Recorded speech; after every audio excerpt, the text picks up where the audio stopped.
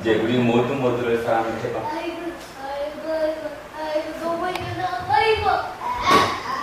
자, 오늘은 마음을 활짝 여십시오라는 제목으로 하나님의 말씀 은혜를 나누고자 합니다. 지난 21일부터 우리나라에서 인성교육진흥법이 시행됩니다. 이미 강남 쪽에서는 한 달에 6일 인성교육 수업하는 학원이 생겼다고 해요.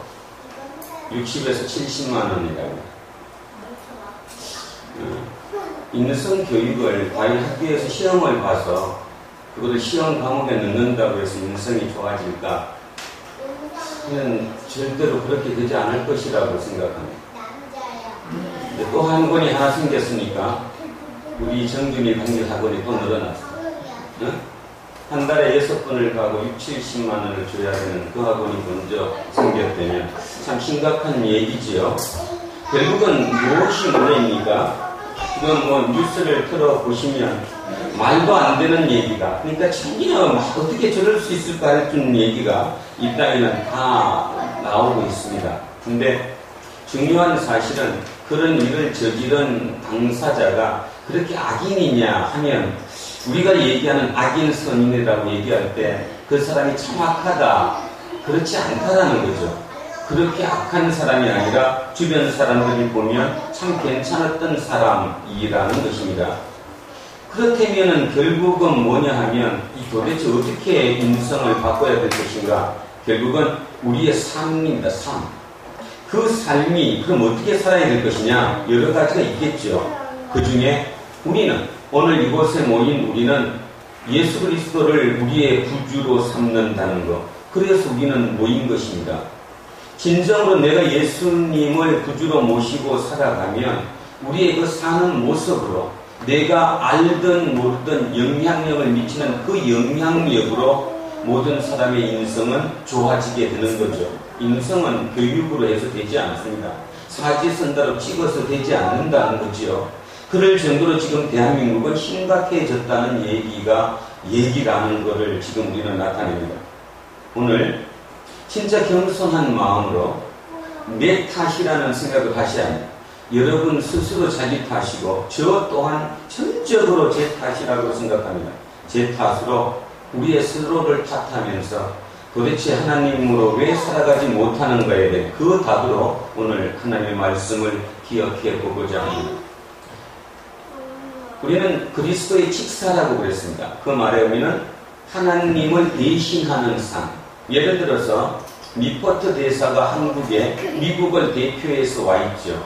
근데 지난번에 그분이 그 칼을 맞았을 때 그 의연한 모습 때문에 한 사람의 그 태도 때문에 달리 보게 되는 거죠. 대사라는 것은 누구를 대신하는 건데 나라를 대신하는 거 아닙니까? 예를 들면 우리는 그리스도의 대사라는 말은 여러분이 살았던 삶이 또 오늘 살아야 할 삶이 지금 살고 있는 삶이 예수 그리스도를 대신하는 삶이 돼야 되는 것인데 그게 안 되기 때문에 인성교육진흥법이 생길 정도로 시험을 봐야 할 정도로 세상이 각박해졌다는 것이죠. 자, 그래서 오늘 사도 바울을 통해서 하나님께서 우리에게 주시는 말씀이 뭐냐 한번 보겠습니다. 자, 3절입니다. 3절에 이렇게 말씀하고 있습니다. 우리가 이 직분이 비방을 받지 않게 하려고 무엇에든지 아무에게도 거리끼지 않게 하고. 자, 맨 앞에가 우리의 이 직분이 무슨 직분이에요? 그리스도의 대사. 내가 예수 그리스도를 대신하는 그 삶이 우리의 직분이라는 거예요. 그러니까 또 왜 해가지고 저걸 갖고 그러면 전도하러 나가는 얘기냐? 그만하셔도 됩니다. 피켓들도 나가서 그거 하지 마시고 그 직분이 결국 내가 감당한다는 말은 밖에 나가서 뒤돌아서 몇 번 전도한다는 것이 아니고 방학을 맞아갖고 단기 선교로 외국에 나가서 뭐하는 그것이 중요한 것이 아니고 내 삶이 저 직분대로 살아야 한다는 거죠. 내 직분이. 그래서 바울은 이렇게 얘기해요. 그 직분이 비방을 받지 않게 하려고. 비방을 받는다는 거예요. 예수쟁이가 그러면 돼, 장로가 그러면 돼, 목사가 그러면 돼, 권사가 그러면 돼. 비방을 받지 않게 하려고 무더미도 애썼다는 것입니다. 그래서 무엇이든지 아무에게도, 자, 무엇이든지는 뭡니까? 어떤 상황이죠. 환경, 어떤 닥친 일, 그런 일에서도 또는 아무에게도, 사람이죠. 누구에게도 거리낌이 되지 않게 한다.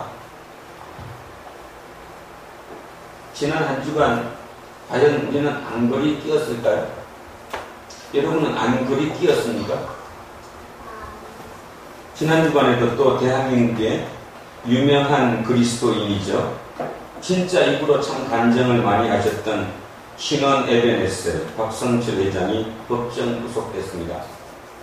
그 타격은 너무 큽니다. 왜냐하면 그분이 지금까지 싸워왔고 또 그분 이름을 대면 알만했고 우리는 일요일날 십니다라고 매장을 열지 않았던 신원이라는 그 여사가 결국 그 말이 법정에서 판결받으러 갔다가 법정에서 구속을 당하는 웃지 못할 일이 벌어졌습니다.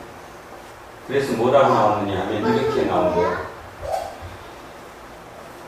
유익은 누구 것이고 자기의 것이고 내 것이고 손실은 사회의 것이다. 신원은 법정관리에 들어가서 5년 만에 회복이 됐습니다. 우리의 피 같은 세금이 엄청난 돈이 거기에 투입이 됐었죠. 그래서 법정관리를 극복하고 살아났어요.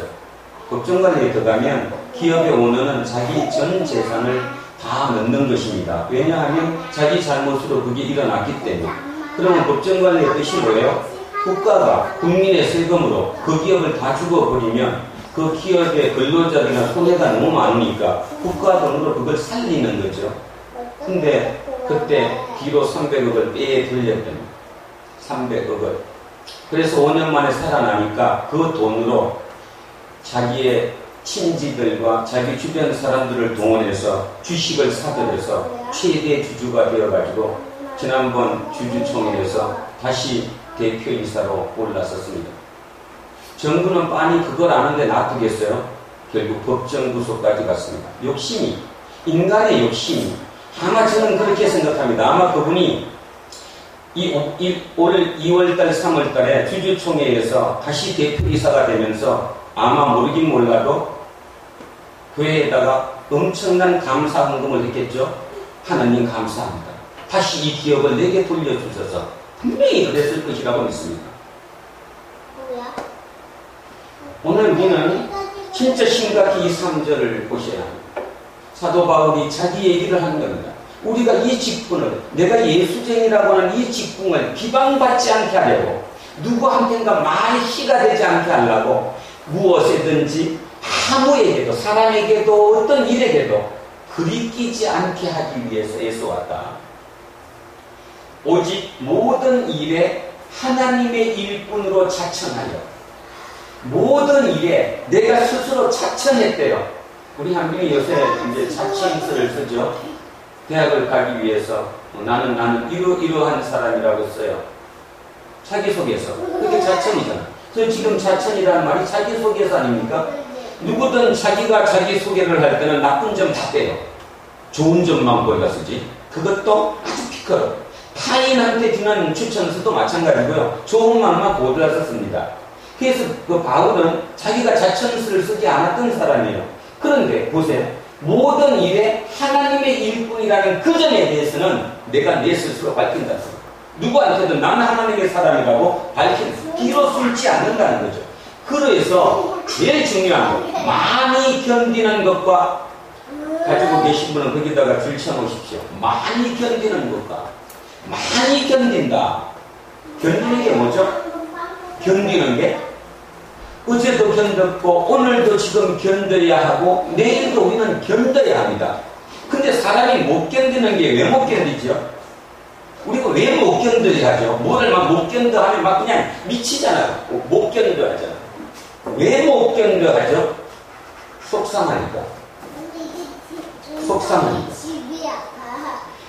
바울은 지금 이렇게 얘기하는 거예요. 하나님의 일꾼으로 내가 누구한테든 내가 하나님 일꾼이라 얘기하고, 그런데 많이 견딘대요. 많이 견딘다. 그것도 조금 견디는 게 아니라 많이 견딘다.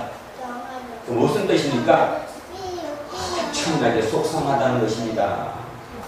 우리가 지금까지 예수를 잘못 알았던 게 뭐냐면 예수를 믿으면 뭐가 만사 형통이 돼갖고 모든 기분도 다 좋아지고 모든 게 완전 피는 것처럼 아니라는 거예요. 많이 견뎠다는 거예요. 많이 견뎠어요. 엄청난 속상함이 있는데 자기 투쟁이 엄청 심했다는 겁니다. 밤에 몇 날 몇 밤을 자지 못하고 그죠? 그리고도 견뎌냈다는 거예요. 많이 견뎠다. 속상함을 참아냈다는 거예요. 그러면 자, 그게 뭐냐? 여기를 이제 우리 이거 개역 개정을 보시면 조금 오해를 하는데요. 자천하여 많이 견디는 것과 환난과 궁핍과 고난과 이렇게 나오니까 이게 동등한 것처럼 보이시잖아요. 아니에요. 많이 견디는 것이에요. 많이 견디는 게 뭐냐? 많이 견디는 게 환난, 궁핍, 고난, 매맞음, 갇힘, 난동, 수고로움, 자지 못함, 먹지 못함. 9개. 이 9가지가 뭐라는 거예요? 견디는 거예요. 많이 견디는 거예요. 자, 1번부터 한번 해보겠습니다. 첫째가 뭐라고요? 첫째가 환난. 첫째가 환난이라는 거예요. 환난. 바울 서신 지금 우리가 하고 있지만 환난이라는 표현이 참 많이 나오죠. 그죠? 바울은 참 많이 환난을 당했어요. 그 환난, 그것이 견딘다는 거예요. 환난도 견뎌냈다는 거죠. 내가 엄청난 환난을 당했다. 그러면 환난을 왜 당했느냐의 문제죠. 자, 우리 배웠던 거 조금 앞쪽으로 넘깁니다. 고린도전서 10장으로 가면 손 넣어 놓으시고, 자, 고린도전서 10장. 고린도전서 10장으로 한번 가보시면 도대체 뭘 견뎠는가. 자, 23절, 24절입니다. 10장, 고린도전서 10장, 23절, 24절. 제가 읽겠습니다. 모든 것이 가하나 모든 것이 유익한 것이 아니요 모든 것이 가하나 모든 것이 덕을 세운 것이 아니니 누구든지 자기의 유익을 구하지 말고 남의 유익을 구하라. 결국은 그리스도가 지금 누구의 유익을 구하는 거예요? 남의 이익을 구하는 거예요. 남의 이익을 구하지 않고 내 이익을 구하기 때문에 문제가 되는 거지. 환난은 왜 생겼을까요? 내 이익을 구하기 때문에 환난이 생깁니다.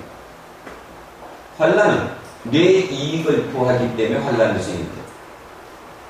우리는 거꾸로 생각하죠. 남의 이익을 구하는 삶이니까 환난이다? 아니요. 내가 내 이익을 구하다가 보니까 환난으로 들어가는 거예요. 고통 속에 들어가는 거예요. 결국은 따져보면 바울은 지금 결국은 환난을 왜 당했느냐 하면 누구 때문에 당했어요? 남의 유익을 구하기 위해서 환난을 당했다 그런 뜻이죠. 환난을 당한 이유가 남의 유익을 위해서 나를 위해서 살지 않았다는 것입니다.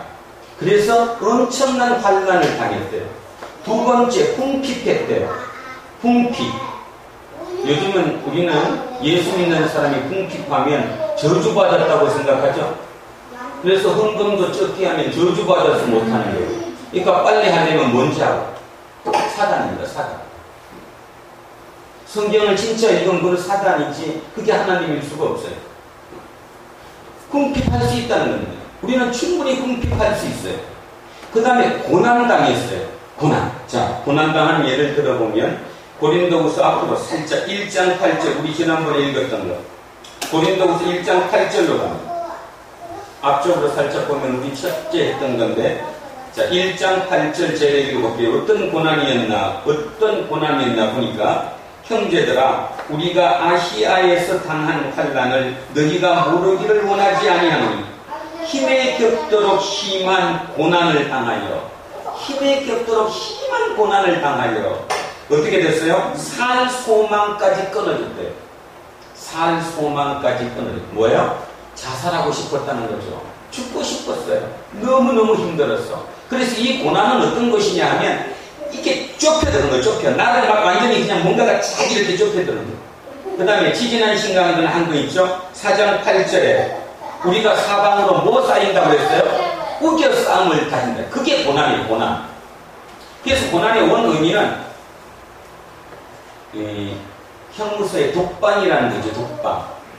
독방도 혼자 누울 수 있으면 괜찮은데 눕지도 못하고 제대로 서지도 못하는 그런 아주 좁은 공간에 사람을 가둬놓으면 사람이 다 돈되죠. 그러니까 그 벌 중에 아주 악한 벌이 좁은 공간에 그냥 놔두는 거잖아요. 눕지도 못하고 제대로 앉지도 못하고 그 이틀만 놔두면 다 붕대잖아요. 다. 그게 고통, 그 고통이 고난이에요. 여기서 고난이는 여기는 그거예요. 그러니까 바울도 그렇게 얘기하는 거죠. 너무너무 고난이 심해갖고 살 소망이 없을 때 너무너무 죽고 싶었다는 거예요. 또 하나는 사방으로 우겨 싸움을 당했고, 우겨. 나도 마치 쫓겨와갖고 우겨 싸움을 당했고. 자, 그래서 고난까지. 매 맞았어요. 매 맞았다는 건 여러분 많이 들었어요. 자, 뒷장 매 맞은 거 한번 확인해보면 고린도 후서 11장으로 넘어갑니다. 자, 뒤로 살짝 넘기셔서 11장. 11장 24, 25절 한번 보겠습니다. 매 맞은 게 어디까지 가느냐? 도대체 매 맞았다는 표현이 뭔가? 단순히 딱이 몇 개 맞은 걸까? 자, 11장 24절, 25절입니다. 11장 24절, 25절 제가 읽습니다. 유대인들에게 40에서 하나 감한 매를 5번 맞았습니다. 40에 하나 감한 매니까 39대씩 맞았다는 거죠. 그거를 5번씩이나 맞았대요. 5번씩이나. 그러면 신명기에 보시면 왜 40매를 치면 몇 대까지 치라고 했어요? 40대까지. 근데 40대의 매를 맞으면 그 중에 죽는 사람도 생긴대잖아요. 이 하도 세가지고. 그러니까 신명기에 보면 사람을 죽이면 안 되니까 40대보다 하나를 빼서 39대까지만 때리는 거죠. 혹시라도 실수해가지고 사람이 죽었는데 자기가 한 대를 더 쳐가지고 41대를 쳐갖고 만약에 사람이 죽었다면 벌이 나한테로 돌아오는 거니까 그거를 감하기 위해서 숫자를 혹시나 실수하려 몰라서 하나를 빼고 때렸다는 겁니다. 40대를 치면 죽으면 내 죄가 되기 때문에. 그게 39대씩 쳐가지고 그런 매를 5번이나 맞았대요. 25절에 3번 태장으로 맞고, 태장은 그러니까 뭐야? 이스라엘의 법이 아니고요. 로마법입니다. 로마법의 태장은 뭐냐 하면 채찍으로 때리는 거거든요. 예수님이 채찍으로 맞았잖아요. 채찍으로 맞는 게 태장인데 채찍 끄트머리에다가 납추, 우리 고기 잡을 때 납으로 이렇게 밑에 떨어지게 하죠. 그걸 끄트머리에 달아가지고 때려갖고 빼면 살점이 막 찢어져 나오는 그게 태장입니다. 태장은 로마의 권리인데 그걸 몇 번씩이나 맞았대요? 3번. 그럼 여기서 우리 기억할 게 있어요. 바울은 로마 시민이잖아요. 로마 시민은 절대로 태장을 안 맞아요. 로마 시민권을 가진 자예요. 근데 왜 맞았을까요? 로마 시민권을 밝혀서 자기가 빠져나오는 것이 그리스도에게 유익이 안 됐기 때문에 맞은 거예요. 죽음을 각오하고라도.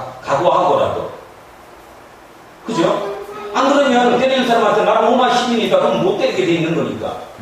그렇게 그 태장을, 그 살점이 찢겨 나오는 그 채찍으로 3번을 맞았고, 한 번은 돌로 맞고, 이거 기억나시죠? 돌 맞아갖고 죽은 자를 갖다 버렸는데, 나중에 나타난 거. 3번 파선하고, 배 타고 가다가 배가 3번이나 풍랑에 파선하고, 일주야를 깊은 바다에서 지냈으면, 바울이 그렇게 했다는 거죠. 그런 매맞음과 있었다는 거예요. 갇힘이 있었다는 거예요. 난동이 있었다는 거예요. 난동이 뭐였어요?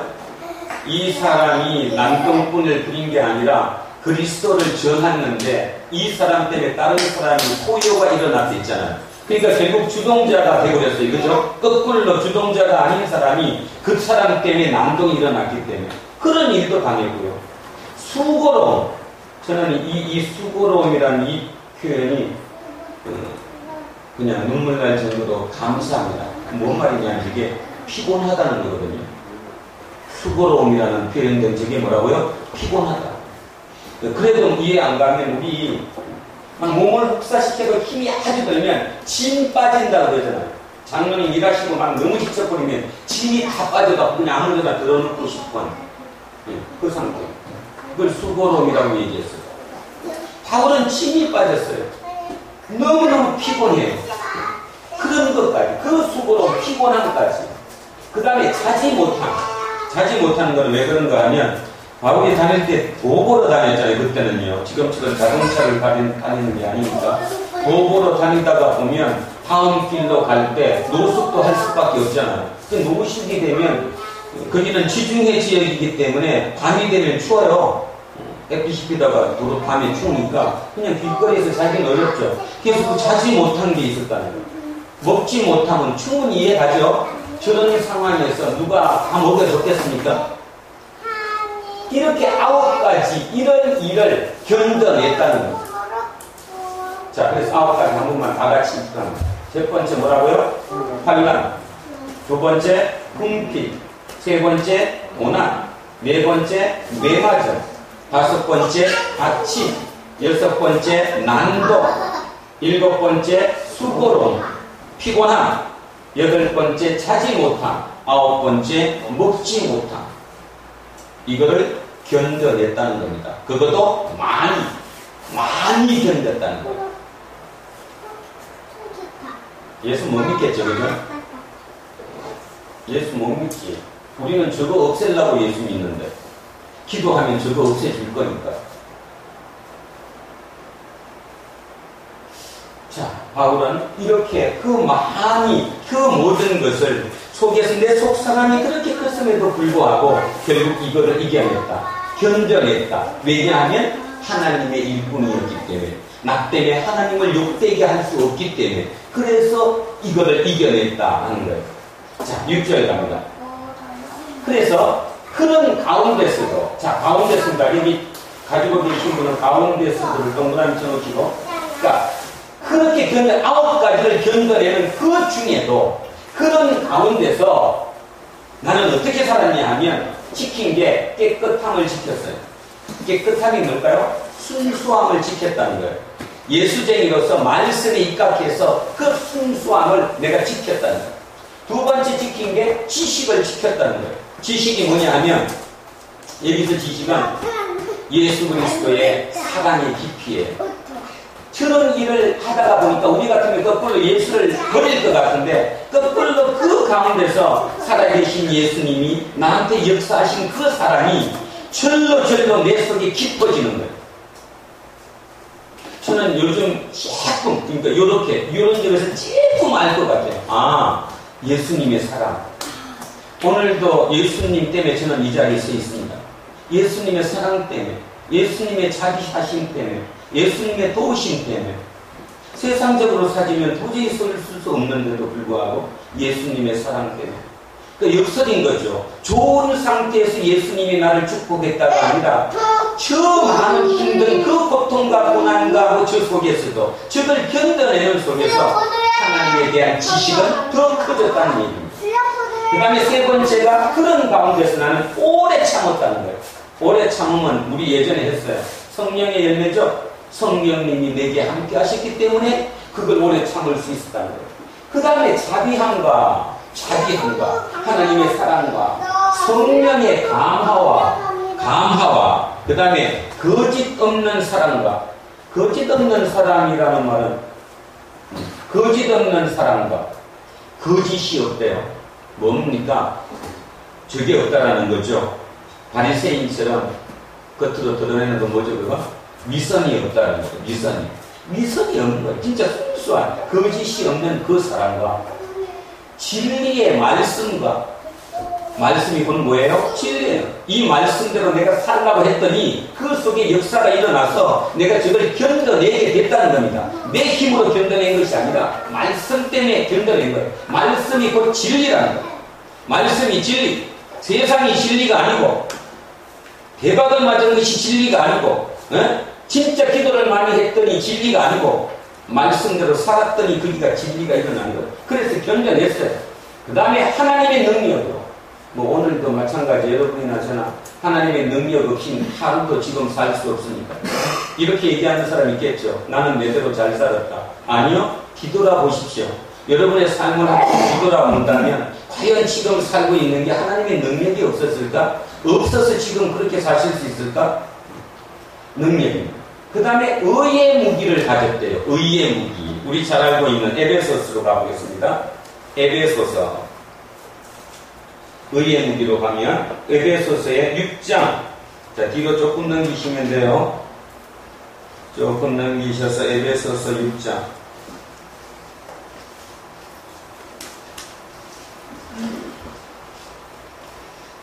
몇 쪽이 되냐 하면 316쪽이나 뭐 17쪽 되겠네요. 317쪽. 에베소서 6장에 16절, 17절. 자, 한번 제가 읽겠습니다. 16절, 17절. 모든 것 위에 믿음의 방패를 가지고. 자, 방패가 뭐예요? 믿음. 옛날 영화 보시면 무기를 두 개 갖고 있잖아요. 하나는 칼을 들고 한쪽에는 방패를 들고 막는 거. 막는 거는 방패고 공격하는 거는 무기잖아요. 그러니까 그 방패 한쪽 손에 갖고 있는 거는 뭐라는 겁니까? 믿음이라는 겁니다. 내가 갖고 있는 무기가 믿음이라는 거예요. 누가 공격을 해올 때 믿음으로 막는 거예요. 그 다음 밑에 갔더니 구원의 투구와 성령의 금, 곧 하나님의 말씀을 가졌대요. 공격하는 거는 뭘로 공격하는 거예요? 하나님의 말씀으로. 자, 의의 무기는 두 개예요. 좌와 우. 한쪽은 공격, 한쪽은 막는 것인데, 막는 방패는 믿음이고 공격하는 무기, 칼은 말씀이 되잖아요. 그 말씀과 믿음으로 내가 이걸 견디어냈다라고 얘기하는 거예요. 그런 가운데서도, 아까 같은 그런 가운데서도, 저는 그 가운데서라는 말이 진짜 제일 가슴에 쳐요.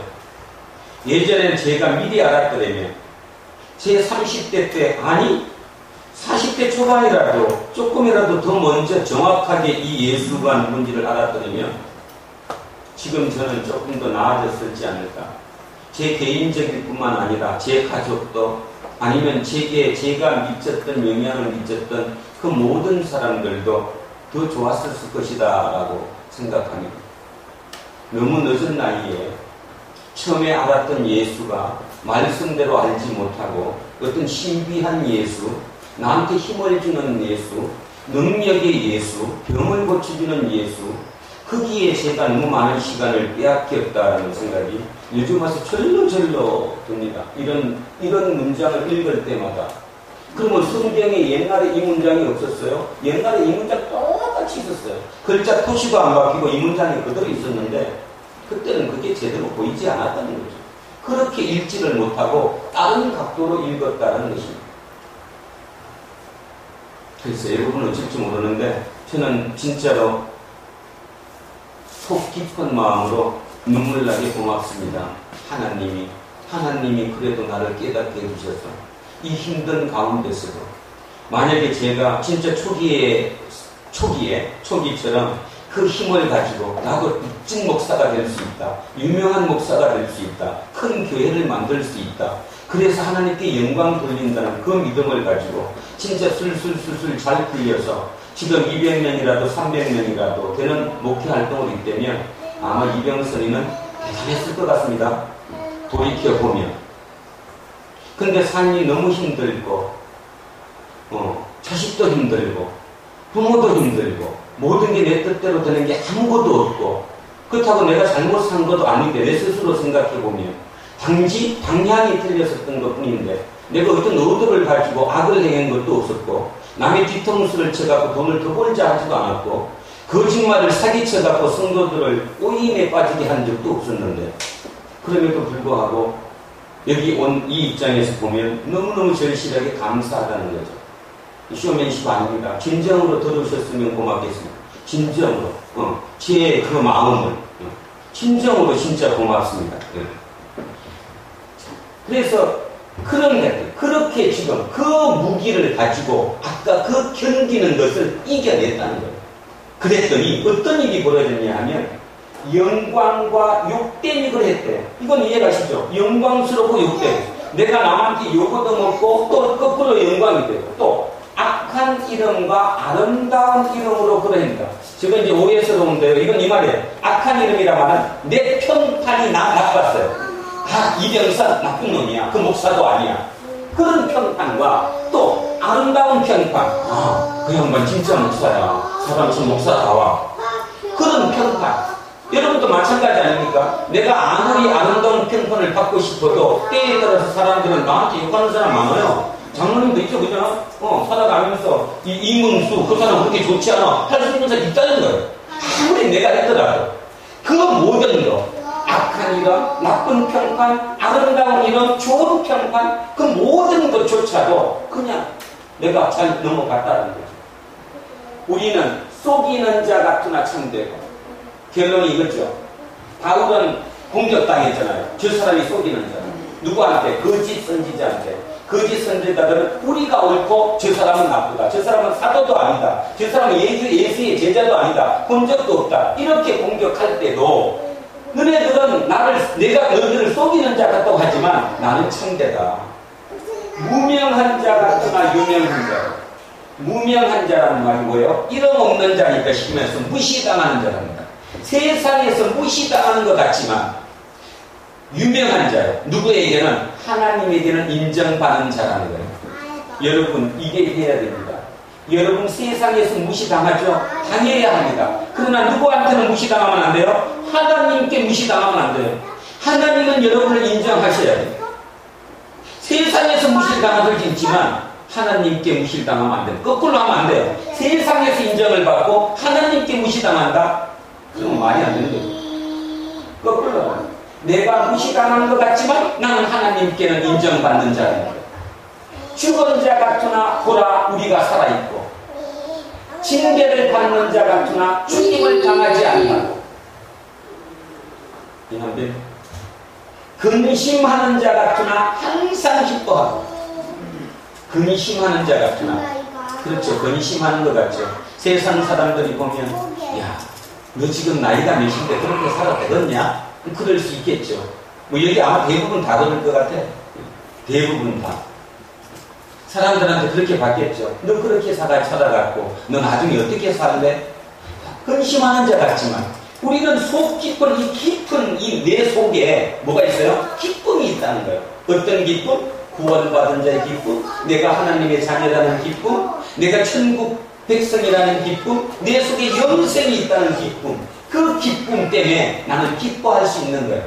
근심하는 자 같으나 항상 기뻐할 수 있는 게 또 해야만 안 됩니다. 항상 기뻐한다고 이렇게 맨날 그렇다는 표현이 아니잖아요. 내 속으로 울 수 있고 얼굴이 찡그러질 수 있지만 내 속에는 기쁨이 차 있는 거예요. 내 속에는 영생이 있으니까. 차원이 틀리잖아요. 저 사람과 니들이 나한테 아무리 그렇게 얘기해도 너도 하루 한 끼 밥 먹고 나도 하루 한 끼 밥 먹고 사는데 나중이 틀리잖아. 나중이 그 기쁨이 내 속에 있다는 겁니다. 여러분이 회복돼야 될 거 이겁니다. 저도 마찬가지고 근심하는 자 같으나 기쁨이 있어야 돼요. 기쁨은 그렇게 있으면 안 됩니다. 속에 그 확신, 나는 진짜 내 속에 영생이 있다. 하나님의 나라 백성이 맞다. 그죠? 그것이 있어야 된다라는 거예요. 그게 항상 기뻐하고. 가난한 자 같으나 많은 사람을 부유하게 하고. 가난한 자 같으나 많은 사람을 부유하게 해요. 왜? 사람은 알게 모르게 주변에 영향력을 미치잖아요.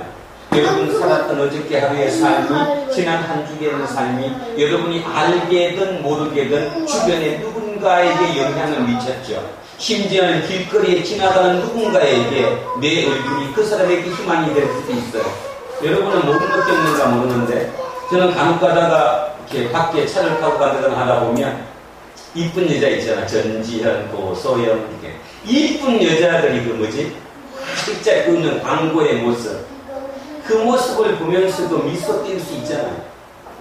같은 개념으로 내가 길거리를 가면서 진짜 침울한 얼굴이 아닌 밝은 모습으로 내가 지나갈 때 옆에 지나가던 누군가가 아니면 차를 타고 가던 마음이 우울했던 누군가가 내 모습을 보고 기분을 바꿀 수 있다는 거지. 그럴 정도로 우리는 영향을 미치는 사람이지 내가 내 스스로니까 나니까 나는 내 멋대로 산다? 아니라는 거예요. 자, 그래서 많은 사람을 부유하게 할 수 있다. 아무것도 없는 자 같으나 모든 것을 가진 자로다. 이겁니다, 이거. 그죠? 이거. 많은 것을 가진 자요. 모든 것을 가진 자요. 그게 바울이라고 얘기합니다. 적어도 저 배짱이 됐기 때문에, 저 믿음이 됐기 때문에 그걸 견디어낸 거죠. 그리고 2000년 동안 인류에게 희망이 되어오고 있잖아요. 오늘도 우리는 이분의 이 글을 통해 2000년 전의 글을 읽으면서 막연하겠지만 그래도 조금은 가까워지고 하나님이 어땠구나를 알게 만들어 주잖아요. 여러분의 지금 삶이 여러분 손잡대 가서 우리 할아버지가 어떻게 살았어? 참 우리 할아버지 때문에 나한테 그 DNA 유전자가 나한테 참 좋았던 것 같아. 그렇게 할 수 있어야 된다는 거죠. 그 답은 지금의 삶이 아니라는 것입니다. 진짜 이것이 인성이에요. 인성교육진흥법을 만들어서 시험을 본다고 되는 것이 아니라 하나님의 이 하나님을 내가 진정으로 받아들일 수만 있으면 우리는 진정 부유한 삶이 될 수 있다. 11절. 요 11절이 우리 그 개혁 개정이 조금 어려워요. 그래서 제가 이야기 공동 번역으로 11절부터 한번 보겠습니다. 공동 번역으로. 그러니까 그냥은 여러분 걸 보시고 공동 번역에 이렇게 표현됐습니다. 고린도의 교회 여러분, 나는 여러분에게 숨김없이 다 말했고, 그죠? 나를 다 보여줬잖아요. 내 모든 치부까지도 지금 다 얘기했다는 거예요. 다 말했고, 내 마음은 여러분에게 활짝 열려 있습니다. 속이는 거 하나도 없이 나를 모두 다 밝혔습니다.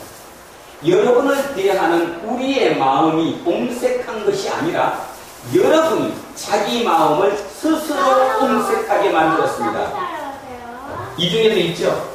오늘 이 설교를 들으면서도 자기 마음의 문을 안 열어. 웃기는 소리 하고 앉았네. 아무리 그래봐라. 세상은 돈이다.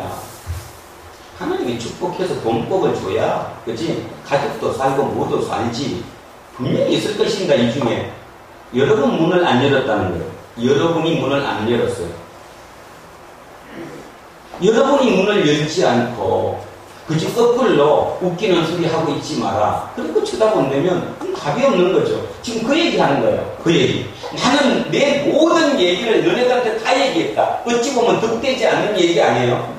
처음인데 초짜들이잖아요. 따지면 고린도교회 처음 개척해갖고 새로운 교인들인데 그 얘기에 좀 멋있는 말로 야 한번 복 받는다 뭐든 이렇게 얘기해야지. 금방 자기 얘기 다 해줬잖아. 자기의 모든 지금까지 그 힘들었던 모든 얘기 치부까지도 다 밝혀 드러내가지고 그들에게 얘기됐어요. 자, 여러분을 대하는 우리의 마음이 옹색한 것이 아니고 여러분이 자기 마음을 스스로 옹색하게 만들었습니다. 듣는 여러분이 마음을 안 열고 듣기 때문에 옹색해졌다는 거예요. 나는 여러분을 내 자녀처럼 생각하고 말합니다. 여러분도 우리와 같이 마음을 활짝 여십시오. 오늘 하나님 우리에게 주시는 메시지입니다. 우리와 같이 마음을 활짝 여십시오. 하나님을 새롭게 만나십시오.